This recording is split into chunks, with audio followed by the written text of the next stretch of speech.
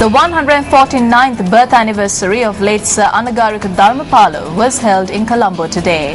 Indian High Commissioner to Sri Lanka YK Singha graced the occasion. The ceremony took place at the Mahabodhi Agrashravaka Mahavihara in Colombo 10. Srimat Anagarika Dharmapala Tuma Nohitinne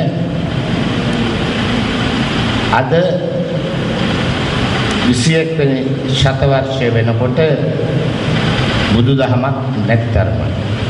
If not for Sir Anagarika Dharmapala, Buddhism would not have survived in the 21st century. It was because of the service rendered by Sir Anagarika Dharmapala that the first bridge of relations between Sri Lanka and India was established. I would like to recall that Anagarika Dharmapala not only rendered a service to Buddhism, he also rendered a service to the economy, education and society.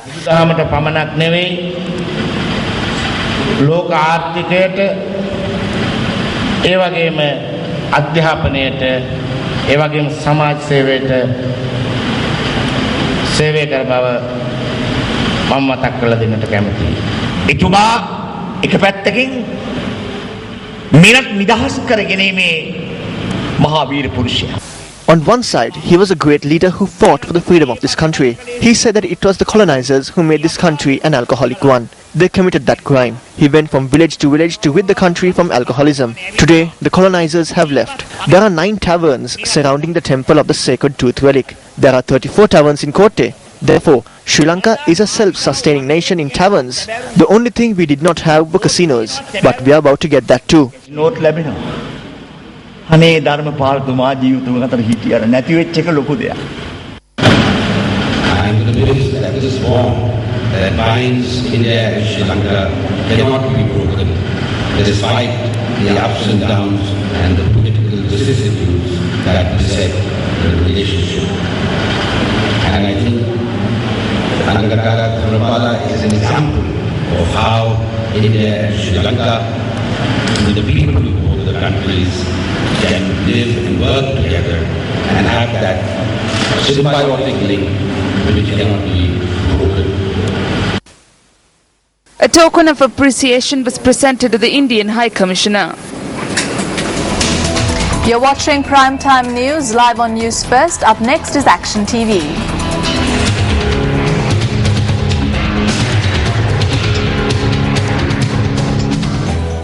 Some of the children of a group of parents who took the fore in securing the withdrawal of a circular which prevented students from transferring between national and 1AB schools for the advanced levels are yet to receive justice. The children of these parents who undertook various civilized steps to secure the withdrawal of Education Circular number 4 of 2013 issued on the 29th of April were not ordinary students, having secured either 8 or 9A passes in their ordinary level examinations. One of the measures taken by these parents was to lodge a complaint with the Sri Lanka Human Rights Commission on the 2nd of May, challenging the circular in question. However, the HLHRC arrived at the conclusion that the fundamental rights of the complainants had not been violated without even calling on the respondents cited in the complaint and conducting a preliminary inquiry.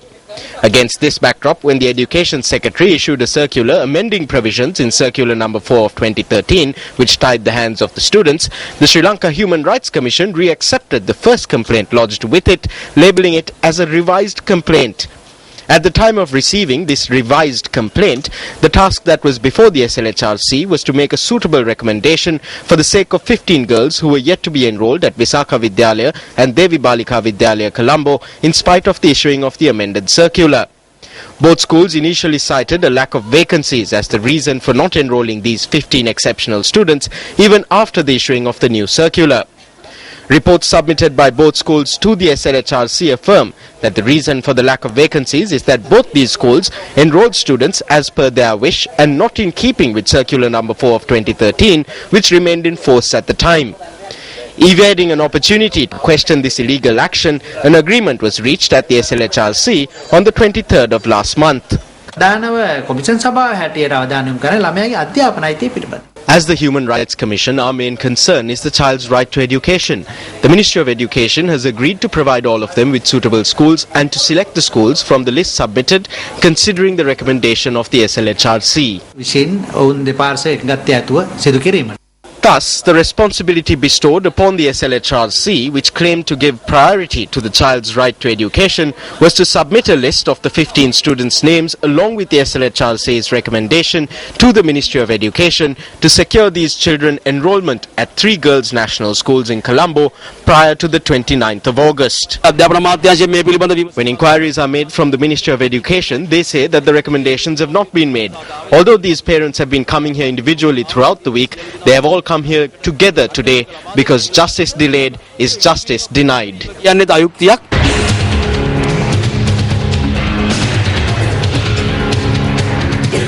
A thought leadership forum on fostering entrepreneurship titled Creating a Supportive Ecosystem was organized by the Sri Lanka Association of Software Service Companies, or SLASCOM, in Colombo last evening.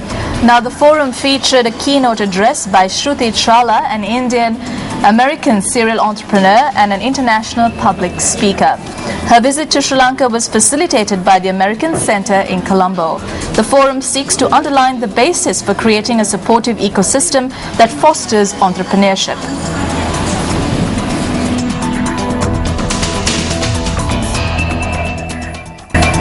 Speaking at a media briefing convened in Colombo today, Minister of Investment Promotion Lakshmanya Abewardena said a free trade agreement which will ensure 100% tax freedom will be signed with China in the near future. Speaking further at this media briefing, the Minister of Investment Promotion also noted that the country has received $540 million in foreign investment in the first 6 months of the year, an increase of 20% in comparison with the same period last year. I believe that we will be able to sign the free trade agreement with China within the next 2 months, that is before November.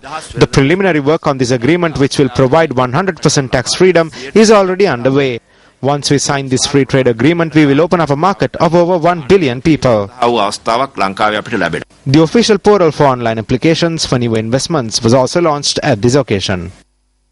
Well, at least 13 people have been confirmed dead in the mass shooting at the U.S. Navy Sea Systems Command Yard in Washington, D.C., including the suspect who has been identified as 35-year-old Aaron Alexis. Now, the assistant director in charge of the FBI's Washington field office said the deceased gunman purportedly behind yesterday's shooting rampage was from Texas. Well, moving on to a local story that we covered earlier regarding the statement made by Minister Salinda Dissanayake. Well, we've got a reaction for that statement. Speaking to News First a short while ago after we aired Minister Salinda Disanayake's remarks early in the bulletin, former President Chandrika Bandaranaike Kumaratunga had this to say.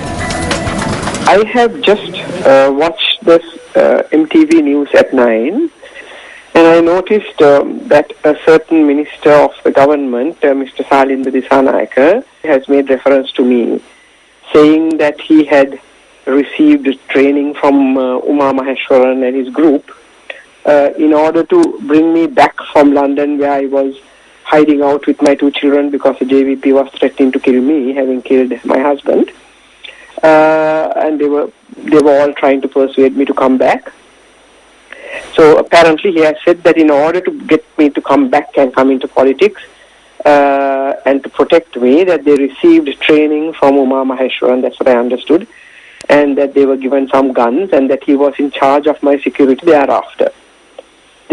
I do not know about any training he has received from Uma Maheshwaran or anybody. He was not in charge of my security. Welcome back. Take a look at sports news now. Sri Lankan Olympian Nadika Lakmali registered a new meet record in the javelin throw event in the 91st National Athletic Championship at the Sugatadas Stadium in Colombo today. Sri Lanka's champion javelin thrower Nadika Lakmali cleared a distance of 59.12 meters to set a new meet record. She is also the holder of the national record in the discipline. Meanwhile, a new national record was set by WKLA Nimali Lukuarachi in the women's 800 meters. She clocked a time of 2 minutes and 4.32 seconds in the event. The National Athletic Games, which is being held at the Sugatadas Stadium in Colombo, is due to conclude tomorrow. Well, Sri Lanka Baseball Classics 2013, organized by the Sri Lanka Amateur Baseball Softball Association, will be held from the 19th to the 22nd of September this year at the Japan-Sri Lanka Friendship Baseball Ground in Diagama, Homagama.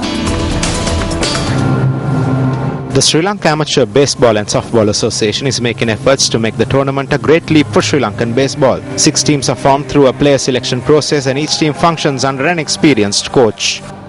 This is the first time that a tournament of this nature is being conducted by our association. It is an opportunity to every single player who will be taking part out of the 6 teams to make your achievements, to show your talent and get yourself identified for the things to come in the future.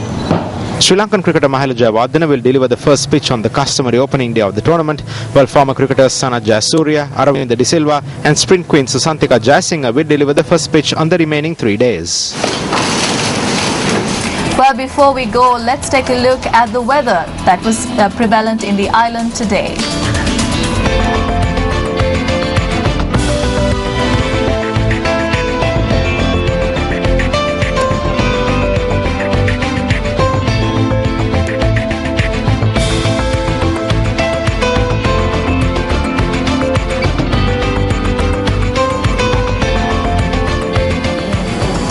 Well, that's it from all of us here at the MTV News First Desk. Thank you very much for joining us. I'm Mahina Bongzo. And I'm Shayan Silva. Take care and good night.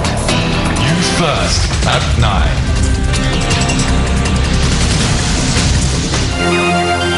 Hotline 0114-896-896. www.newsfirst.lk. Feedback at newsfirst.lk.